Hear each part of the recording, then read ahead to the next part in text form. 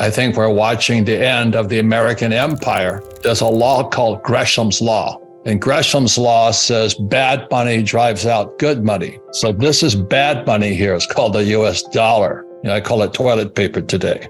And this is good money here. This is silver and this is gold. So what happened in 64 and 71, they took the gold out of this paper, toilet paper right here. And in 64, they took it out of our silver coins. So Gresham's Law is in action today. America has been kind of a bully because we had the reserve currency of the world. What happens if and when Mexico joins the BRICS? What are the repercussions? What are the shockwaves? America has pissed off the rest of the world. We've been the bully with this thing. We're now a credit-based economy. In other words, we print fake money and we spread it throughout the world. But the rest of the world is actually producing the food, the gold, the silver, the machinery, and all this. So finally, the rest of the world said, enough's enough. So I remember years ago, because I operate in South Africa a lot. I love South Africa. But they joined the BRICS: Brazil, Russia, India, China, South Africa. That was the original BRICS. And now they're gaining force and momentum.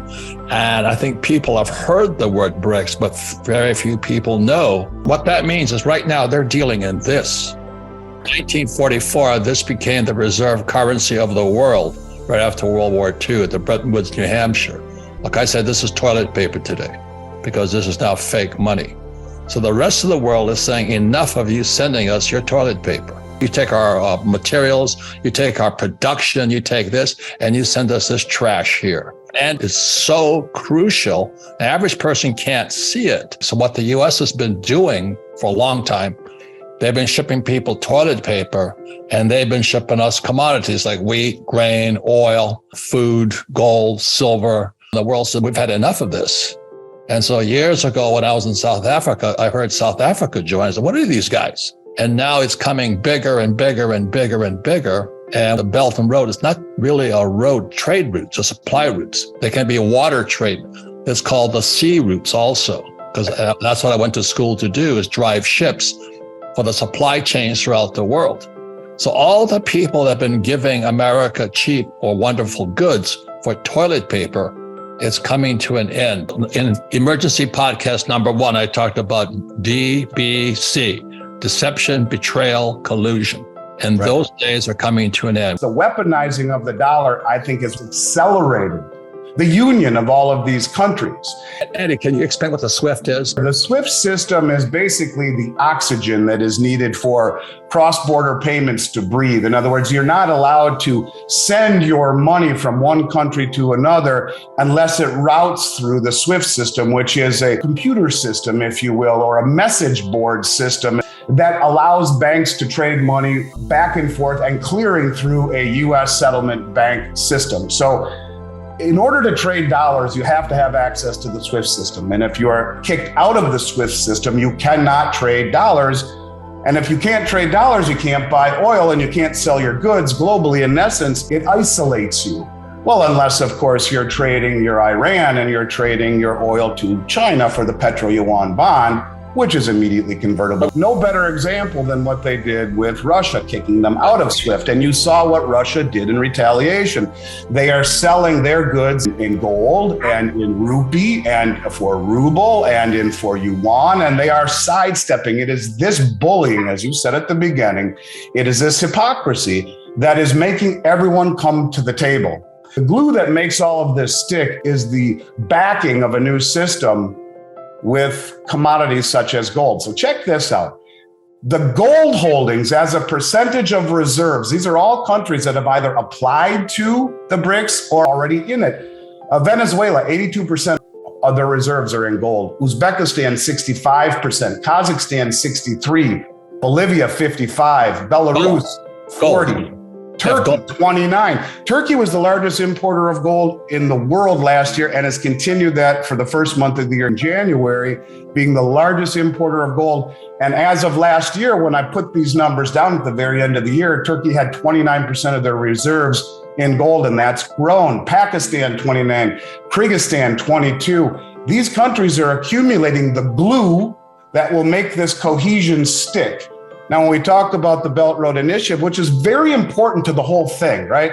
There's several groups that are all tied together like this. The Belt Road, the Shanghai Cooperation Organization, the BRICS, and the Eurasian Economic Union, where the Belt Road Initiative has every one of the 13 OPEC producing countries on the Belt Road, the largest infrastructure project in human history.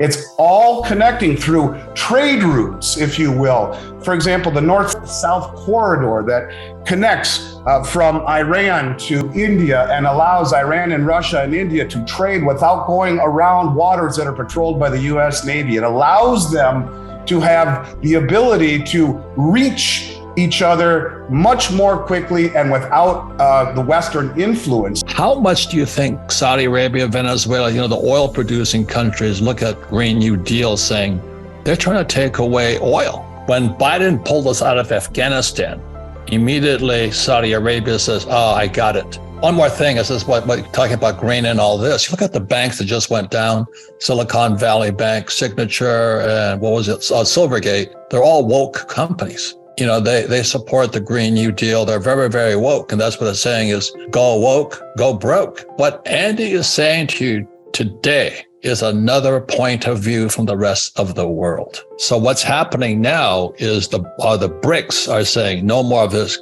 garbage, printing this stuff. That's called counterfeiting. That'd be like me going to your restaurant and giving you fake money, and you're giving me real food, real service. You have labor cost taxes and all this stuff, but I keep giving you fake money. And that's what the United States has been doing for years now, especially since 64 and 71, when they took silver, replaced our coins, and gold replaced this fake dollar. And the world is going to say, we're going to put the world on a real money, a real commodity, oil, food, things like this. So this thing is trash. The 60s, there was a thing called the Cuban Missile Crisis. And that was because, Havana or Cuba went Russian and they were putting missile bases there. So now today, Mexico, who's closer than Cuba, and they're a big trading partner, a lot of food and things that come from Mexico, if and when, and I think is more when, Mexico joins the BRICS. What's going to happen? What's the ripple effect from that? But to start, when Mexico joins the BRICS, we're going to have to start dealing in Chinese crypto yuan. That's beyond my brain right now. What Andy is talking about here is called Communist Manifesto, 1848. Our banks in America are going to a centralized banking, as close to communism, because we don't have capitalism anymore. Could you explain MMT? I call it Marxist monetary theory. So what is MMT? It's just basically you print as much money as you want to solve the problem. But that doesn't work in a globalized economy where the rest of the world says, why do we want your dollar that is worthless? And that's why all of these countries are using commodities, in particular gold, and its revaluation by the Bank of International Settlements in 2019 as a high quality liquid asset, in essence, tier one. They're accumulating things that are real, and they are going to use them to back a new system. Now, the Bank of International Settlements is a central bank. And what they said in 2017 was that gold is now money. I don't make any money doing this stuff, but I do buy a lot. Gold and silver, real stuff. I don't touch any ETFs like GLD or SLV. This is real money. This is toilet paper. But the other thing you don't want to say, you keep your gold at home because you'll be visited immediately. It's not the brightest thing to do.